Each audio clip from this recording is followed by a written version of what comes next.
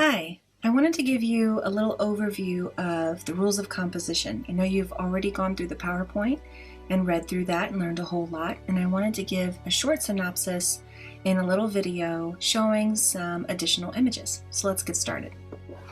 We know that the role of the artist is to make a visual record of people, places, and events of their time and place. That is a generalization of what the role of the artist is, but this class is up to you. The types of images that you want to make is really up to you, and I encourage you to think outside the box as much as possible and to try to get outside of your comfort zone as much as possible in shooting and taking pictures of new things and new subjects that interest you. Here's an image from Imogen Cunningham.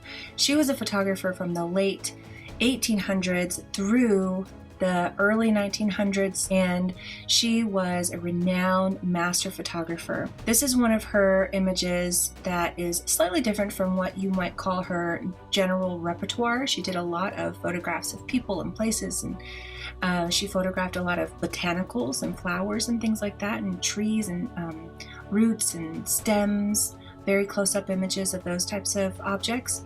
This image is just very unique and very different. We are definitely seeing through the artist's eye when we see a photograph like this, because it is something that exists in real life. You've got some kind of bird cage, a child is looking at something that is outside of the bird cage, and whenever the artist saw this happen through the effect of the shadow, she thought it was an interesting enough composition to capture and photograph.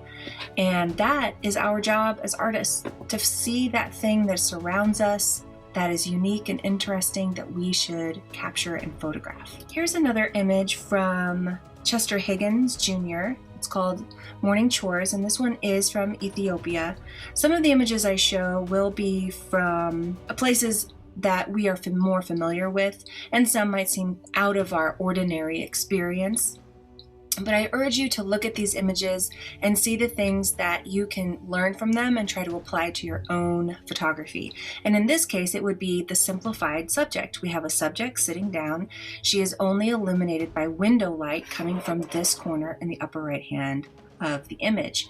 And the window light is capturing her silhouette in such a way that is really striking. And that is what we want to take from looking at this image, is seeing the light and seeing the simplified aspect of it. There's nothing else in this image that we should really pay attention to except for this one subject. Everything else is not really important. Not the background, not the right side or the left side, but just this person sitting as she is sorting through these beans. So here's a few guidelines that we will go over. The rule of thirds, thinking about balance, simplifying our subjects and our backgrounds, different angles, leading lines, framing, and filling the frame. So we definitely want to simplify in our imagery. It's very important to understand what your main subject is in a photograph, and then look at all of the elements surrounding it. What is just to the left of your main subject, the right, and the background? What's in the foreground? What is going to distract from your subject? It doesn't mean that all of your photographs should only have one subject, but it does mean that the other elements in the frame should not distract from the overall composition. And so here are some ideas that we can try out to simplify that background or to simplify our subject. One thing we can do is to move in close. We can also have a strong center of interest or a colorful subject. Some subject that's really strong, that's really striking, that's going to catch our eye will help the viewer who are looking at it to really only look at that one thing and to choose a simple background.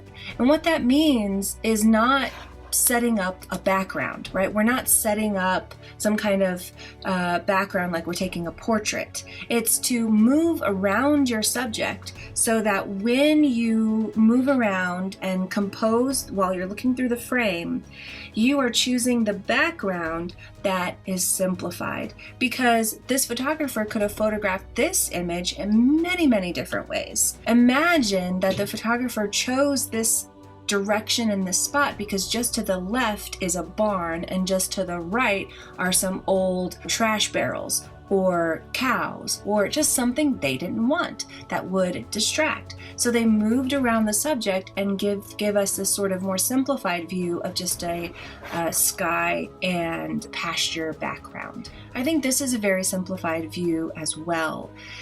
The only thing that we are really looking at, we have a few things that we're noticing as we look at this image. We're looking at the subject here, and this is the artist Manuel Alvarez Bravo.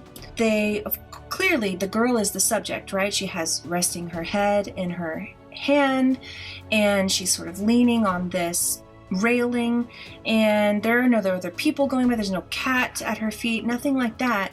We do have some other elements in this image that do draw our attention, and that would be the sort of the geometric aspect of it.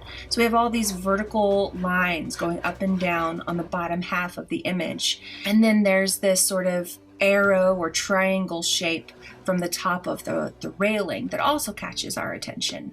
And then behind her, we have another geometric pattern of rectangles that we recognize as windows or doors or something, but it's another element of the image, but they don't distract from her. Of course, this is in black and white and not in color, so when we're shooting in color, we also have to think about how color can also be distracting in an image. But it's one subject, she's sort of looking longingly or sadly down. Maybe there are some kids playing below and she wishes she could play with them.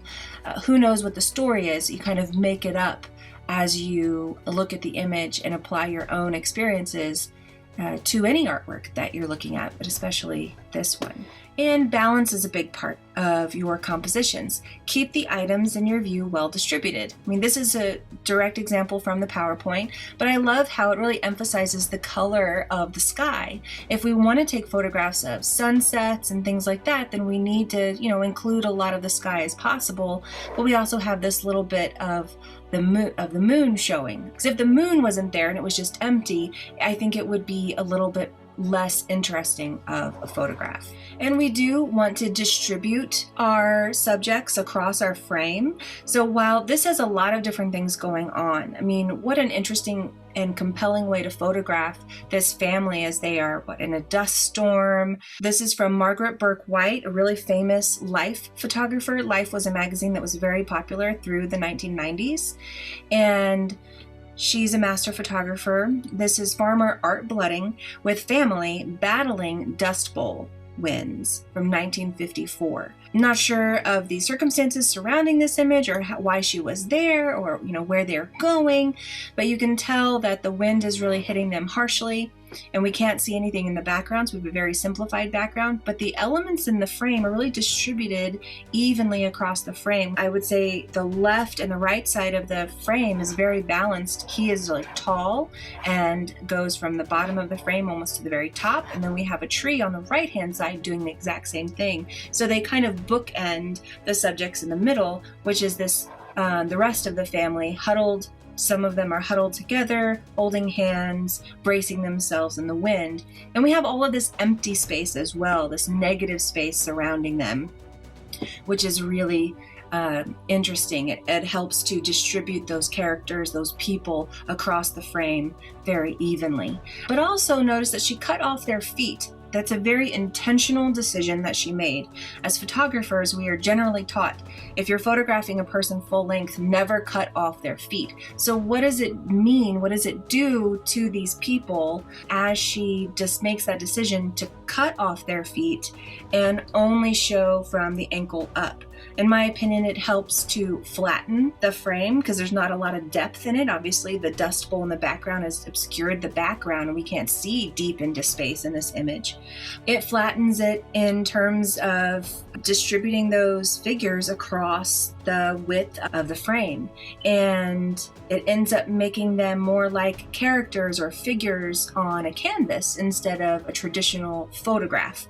So I really think that was a really good and really cool intentional thing that she did by cutting off their feet. Now, if you were taking a portrait, a classic style portrait, it's something I would deter you from doing. But in this case, it seems to help the story come across a little bit better. So of course we have to talk about the rule of thirds. You want to place your objects shown by the arrows, and your composition will generally be pleasing. So what we're doing here is imagining this grid on top, laid on top and over your photographs.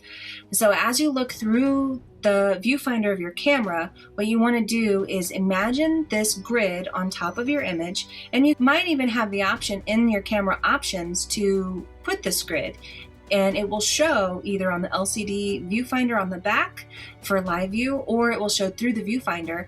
And then you would generally place your subject in one of these places where these cross. And so that would be using the rule of thirds. And what that generally does is automatically make your image more balanced. As in this case here, her head or shoulder area is pretty much crossing right in the upper left third of the image, and her face is looking into the image. She is not turning and looking at us, and she is not looking over her shoulder this way. And so when her gaze goes into the image, that keeps us, the viewer's gaze, inside the image as well. Leading lines. These are awesome. You can use leading lines in all kinds of ways in different types of photography. It could be a landscape, but it could also be a group portrait. It could be an action photo. You can use leading lines in a lot of different ways. You want to use lines to lead the viewer to your subject. That's one way, or just lead your viewer to from the foreground of your image to the back of the image. And it also helps to create depth. So here's an old image from Bernice Abbott, another wonderful photographer from the early 1900s. And the leading line in this image goes from the foreground, from the bottom right, as well as the top right, all the way to the back left of the image. And I do say back left because I understand visually that this line is going deeper into the image, even though all of these elements, all of the sort of the subject is sort of flattened in a way across the length of the frame. I understand that it is larger in the foreground, these elements here, and they are smaller as they get into the background, so that helps to give the illusion of depth. Plus we see the word pies here in the top right, and over here on the left side, sort of using that rule of thirds again. And the word is larger on the right side and is smaller on the left, so it creates depth. Here's a photograph from Ansel Adams, the renowned landscape photographer from the 20th century. And this leading line in this image is absolutely the river, as it moves along from the foreground of the image at the bottom, the very bottom of the photograph, and winds its way towards the middle back of the image. Using different angles is a wonderful idea. You always want to try different perspectives whenever you're taking images, and different angles can also help you to simplify your background. If I need to simplify a background in a portrait really easily outside, what I'm going to do is place my subject outside. I'll be right there with them, and if I get down low and shoot at an upward angle to them, I will then be using the sky as a background, or a tree as a background, instead of whatever was sort of at eye level. I just look up and I have then simplified my background.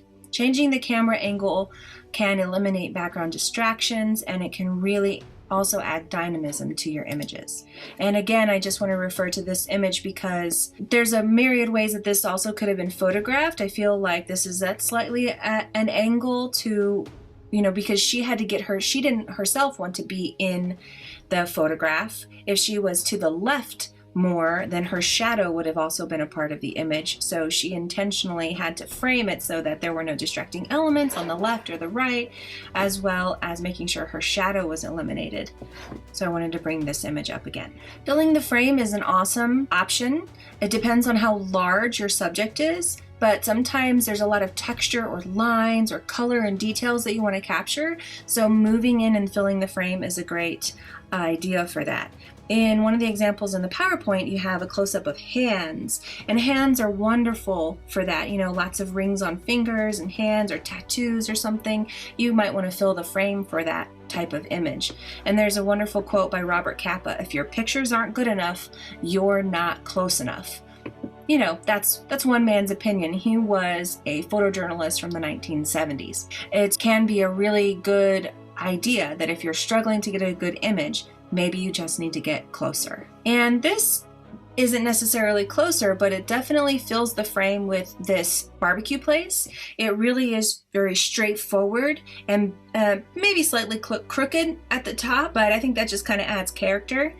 And it fills the frame from the left and the right. There are no distracting elements. We're not getting a wide angle view of this. We're not seeing sort of the parking lot or any elements outside of what the main subject is, which are these two picnic tables and the barbecue place. And this is another Ansel Adams picture, and I have two shots of it here. This is the original composition for this image, and I think it's wonderfully balanced. You have the tip of the sand dune right at the top.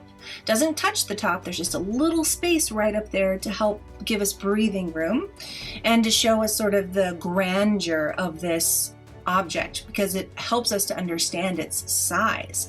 If you cut off the top completely and cut off what I recognize as the sky and the horizon line, let's see what happens when we zoom in and fill the frame.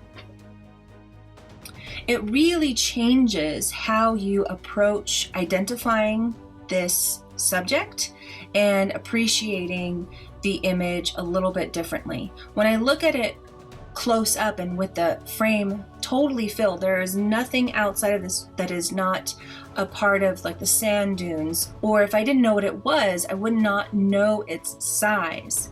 But as soon as I show the background, I'm allowing a little more space at the top, it definitely tells me immediately what I'm looking at. It's a sand dune. But when I fill the frame, it adds a little mystery, a little dynamism. It makes me pay attention much more to sort of the textures right over here on the left-hand side and the bottom right-hand side, and sort of follow this up a little bit slower. I actually look at this image a little bit more slowly than I do an image like this, because I immediately recognize it. So there are a lot of reasons to change up your composition, try different angles, move in close, try to simplify your background, and use leading lines. All of these things are wonderful tools that you should apply as often as you can as you are completing assignments for this course.